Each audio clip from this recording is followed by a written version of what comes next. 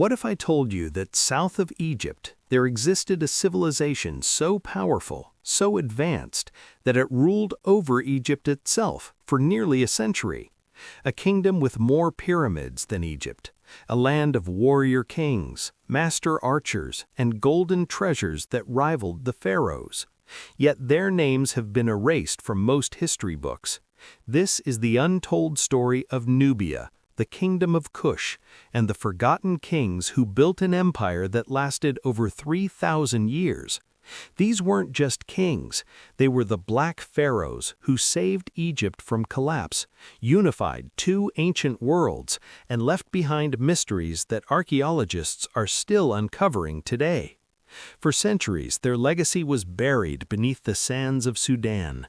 Their pyramids stood silent. Their names were deliberately scratched from monuments. But now, the truth is finally rising from the desert. Welcome to the forgotten empire of Nubia. Stay till the end, because what we uncover about these kings will change everything you thought you knew about ancient Africa. Nubia. The very name comes from Nub, the ancient Egyptian word for gold, and gold was everywhere. The Nubians controlled some of the richest gold mines in the ancient world, stretching along the Nile River in what is now Sudan and southern Egypt. But Nubia was more than just wealth, it was a strategic powerhouse. Located at the crossroads between sub-Saharan Africa and the Mediterranean world, Nubian kings controlled the trade routes that brought ivory, ebony, incense, exotic animals, and precious stones to Egypt and beyond.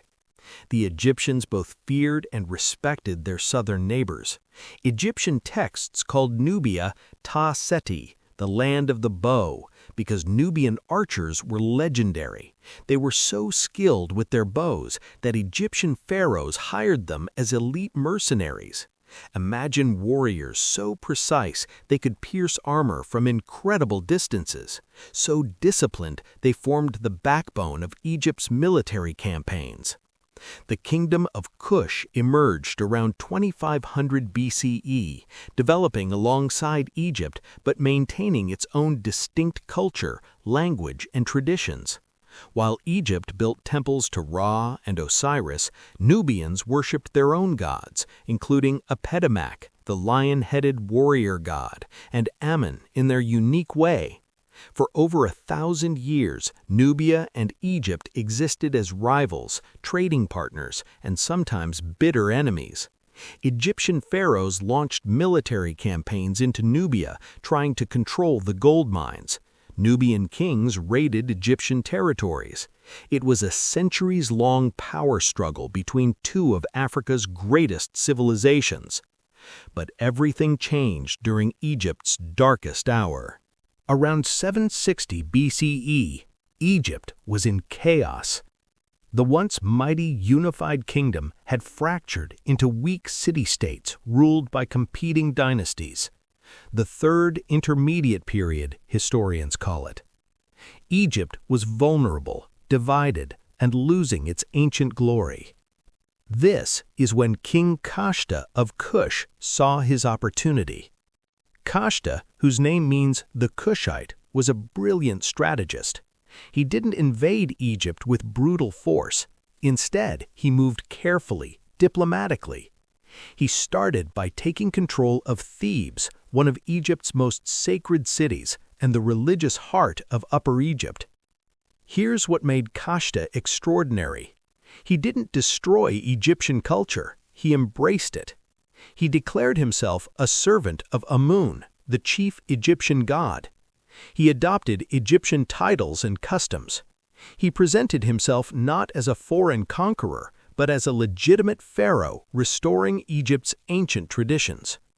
Kashta's daughter, Amenardis, was installed as the god's wife of Amun in Thebes, one of the most powerful religious positions in Egypt. Through her, Kashta controlled the massive wealth and influence of the Amun priesthood. It was a political masterstroke. But Kashta's conquest was just the beginning. He laid the foundation, but it would be his son who would complete the unification and become one of history's most powerful rulers. In 747 BCE, Kashta's son ascended to power. His name was Pi, and he would become one of the greatest pharaohs in African history. Pi inherited his father's ambition, but possessed something more, an unwavering belief that he was destined to restore Maat, the ancient Egyptian concept of justice, order, and cosmic balance, to a fractured Egypt. When rival Egyptian kings threatened Thebes and challenged Kushite authority, Pi made a decision that would echo through millennia. He launched a massive military campaign, marching his armies north down the Nile with a force Egypt hadn't seen in generations. But here's what's remarkable. We know the details of Pi's campaign because he documented it himself.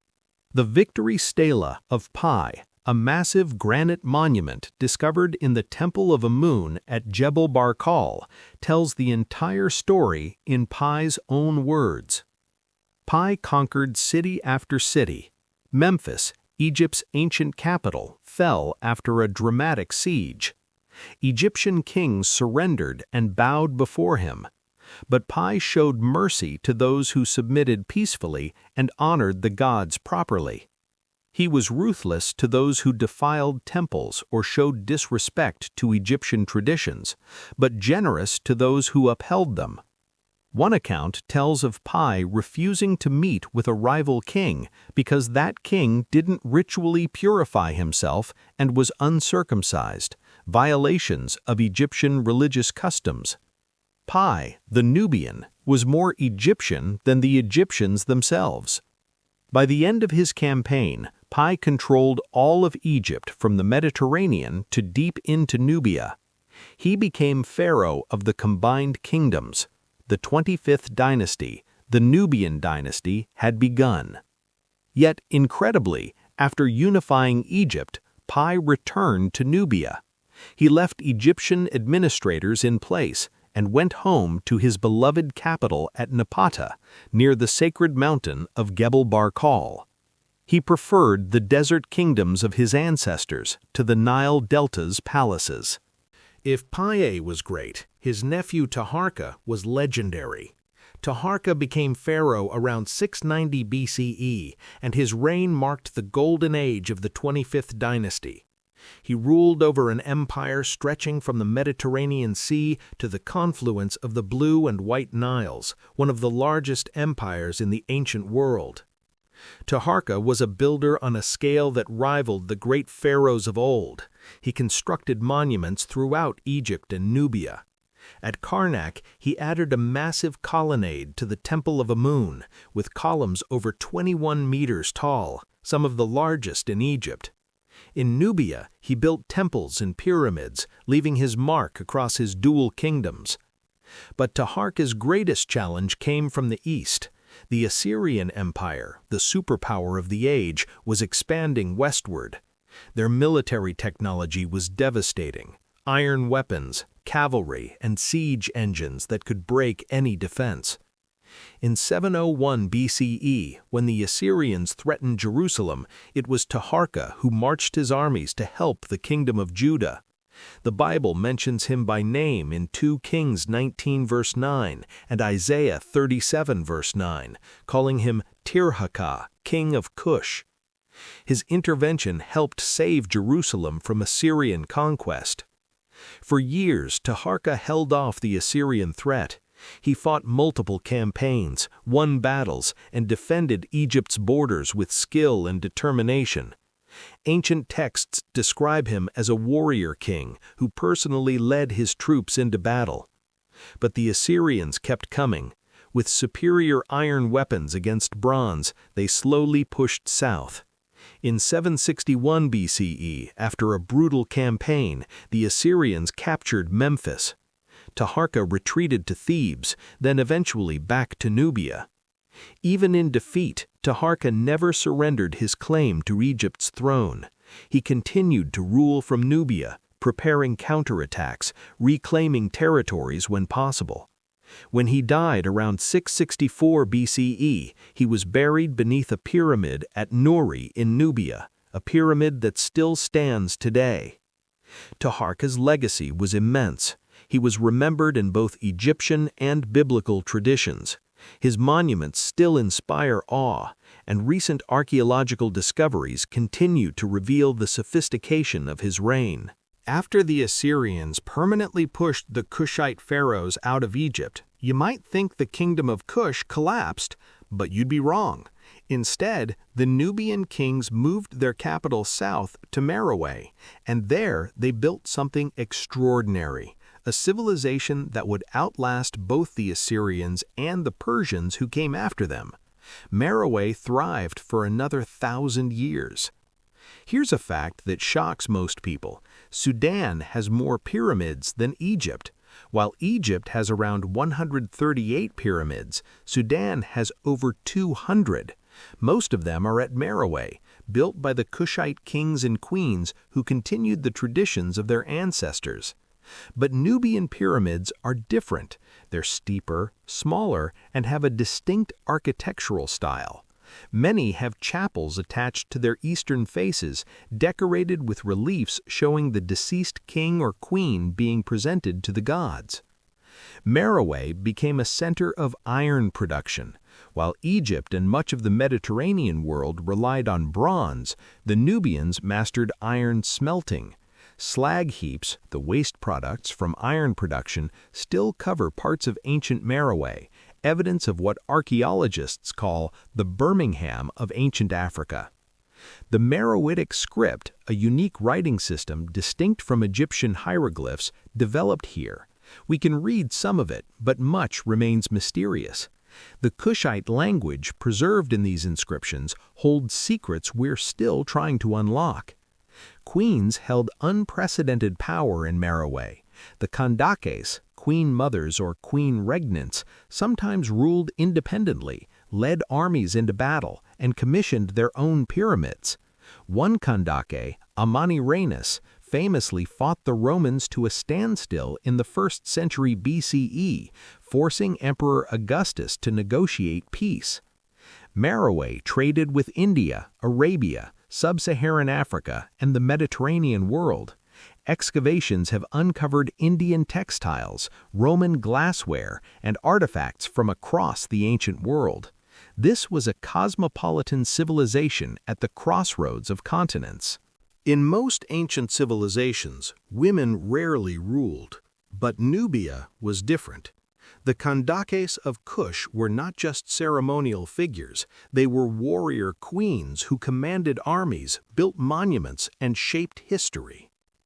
The most famous was Amanirenas, who ruled around 40 BCE. When the Roman Emperor Augustus attempted to impose Roman taxation on Nubian territories, Amanirenas responded with force. She led her armies north, sacking the Roman garrison town of Syene, modern-day Aswan, and marching as far as Philae, where she toppled statues of Augustus. In one symbolic act of defiance, she had a bronze head of Augustus taken from a statue and buried beneath the entrance to a temple in Mero, so everyone would walk over the emperor's face. The Romans counterattacked, and a brutal war ensued. But here's what's remarkable. Despite Rome being the superpower of the ancient world, they couldn't defeat Amanirenas. After years of conflict, Augustus negotiated a peace treaty. The treaty was favorable to Kush. The Romans withdrew their taxation demands, established the border at Maharaka, and never again seriously threatened Nubian territory. Amanirenas had fought Rome to a standstill, something few could claim. Archaeological evidence reveals Amanirenas was blind in one eye, possibly from a battle wound, yet she continued to lead her people with fierce determination. Another powerful Kandake was Amani Shakato, who ruled around 10 BCE. Her pyramid tomb at Mero contained treasures that stunned archaeologists: elaborate gold jewelry, amulets, shield rings weighing over half a pound each. These weren't delicate ornaments, they were bold statements of power and wealth. The Kandakes weren't exceptions. Throughout Kushite history, women held significant religious and political authority. This tradition of powerful women may have roots in Nubian culture that valued maternal lineage and the important role of mothers in royal succession. For over 3,000 years, Kushite civilization thrived. Through the rise and fall of Egypt's dynasties, the expansion of Assyria, the conquests of Alexander the Great, the power of Rome, Kush endured. But around 350 CE, something happened. The kingdom of Kush collapsed. Historians still debate exactly why. There's no single catastrophic event recorded, no dramatic conquest. Instead, multiple factors likely combined to bring down this ancient empire. Climate change may have played a role. Evidence suggests the region became increasingly arid, making agriculture more difficult. The Nile's flood patterns may have shifted, reducing the fertility that sustained Nubian cities. Trade routes were changing. The rise of Aksum in modern-day Ethiopia created a powerful new rival that controlled trade from the Red Sea to the African interior. Meroe's strategic position became less valuable. There's also evidence of conflict with desert nomadic groups and pressure from Aksumite expansion. An inscription by the Aksumite king Ezana claims his forces attacked and burned Kushite cities, though the extent of this destruction is debated. Environmental degradation from centuries of iron production may have deforested the region, contributing to desertification and economic decline. Whatever the cause, by the 4th century CE, Meroe was abandoned.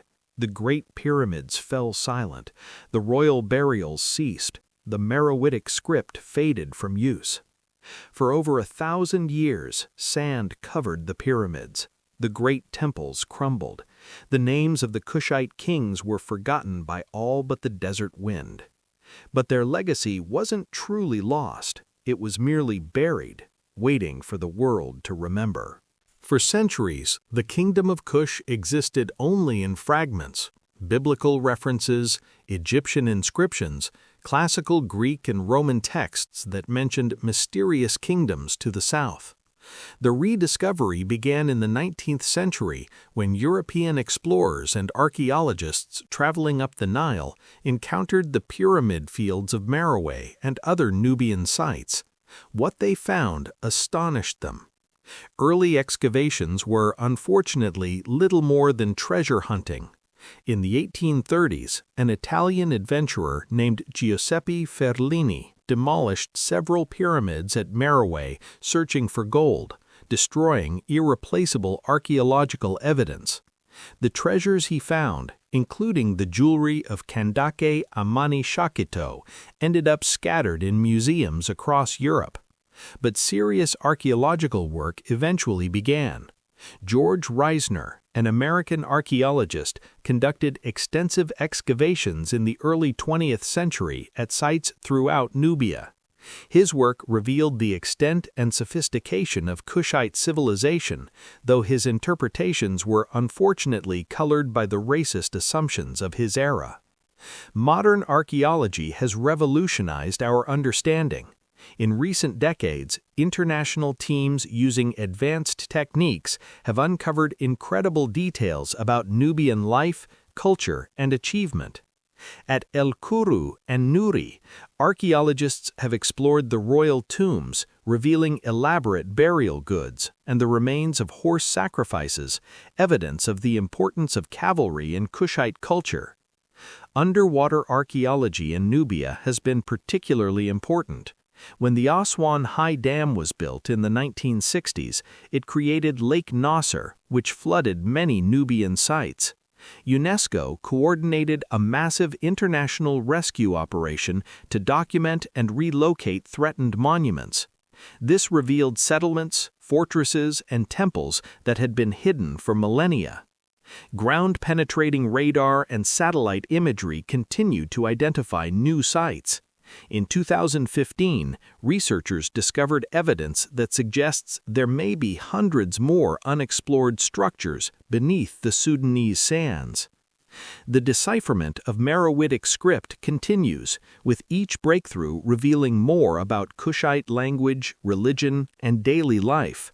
We now know they worshipped a complex pantheon that blended Egyptian, African, and unique Nubian deities. DNA analysis of mummies and skeletal remains is revealing information about Nubian ancestry, health, diet, and trade connections that extend far beyond what historical texts ever told us. Today, Sudan is working to protect and promote its Nubian heritage. The pyramids of Meroe were designated a UNESCO World Heritage Site in 2011. Museums in Sudan and around the world are re-examining their collections, giving proper recognition to Kushite achievements.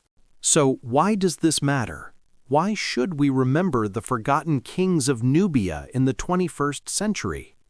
Because their story challenges everything we thought we knew about ancient Africa. For too long, the narrative of African history began with European colonization, or at best, with Egypt, which was often presented as somehow separate from sub-Saharan Africa. The Kingdom of Kush demolishes these false divisions. The Nubian kings prove that advanced civilizations, monumental architecture, sophisticated writing systems, complex governments, and powerful empires flourished in Africa for thousands of years before any European contact. They show us that African kingdoms weren't isolated. They were connected to global trade networks, diplomatic systems, and cultural exchanges that spanned continents. The story of the 25th dynasty demonstrates something profound. These African kings didn't destroy Egyptian culture when they conquered it. They preserved it, revitalized it, and saw themselves as its rightful heirs and protectors. This challenges simplistic narratives about conquest and civilization. The Kandakis remind us that women's power and authority in ancient societies was more complex and varied than we often assume. In Nubia, women commanded armies, conducted diplomacy, and shaped the destiny of nations. For the modern nation of Sudan, and for people of Nubian descent worldwide, this heritage is a source of pride and identity. The pyramids of Meroe aren't just archaeological sites, they're living connections to a powerful ancestral legacy. And for all of us, the story of Kush is a reminder of how easily history can be forgotten, erased, or ignored. If a civilization this significant could nearly vanish from collective memory, what else have we lost? The forgotten kings of Nubia are forgotten no more. Their pyramids still stand in the Sudanese desert. Their names are being spoken again. Their achievements are finally being recognized. They ruled for over 3,000 years. They defeated enemies, built monuments, expanded human knowledge, and left a legacy carved in stone and gold. They were the Black Pharaohs, the warrior queens, the masters of the bow, the keepers of ancient wisdom. And now, finally, their story is being told. The sands of Sudan hold more secrets still. Every year, new discoveries emerge from beneath the desert. The story of Nubia, of Kush, of the forgotten kings and warrior queens continues to unfold. If this journey into ancient Africa captivated you, make sure to like this video and subscribe to our channel for more untold stories from the continent's incredible past. Hit that notification bell so you never miss our deep dives into forgotten kingdoms and hidden histories. Drop a comment below. Which ancient African kingdom should we explore next? Have you ever heard of the Kingdom of Kush before, or was this completely new to you? What surprised you most about these forgotten kings? Share this video with anyone who loves history, anyone who wants to know the truth about Africa's past, anyone who believes that these stories deserve to be remembered. The forgotten kings of Nubia have waited long enough. Let's make sure they're forgotten no more. Until next time, Keep exploring history's hidden chapters. There's so much more to discover.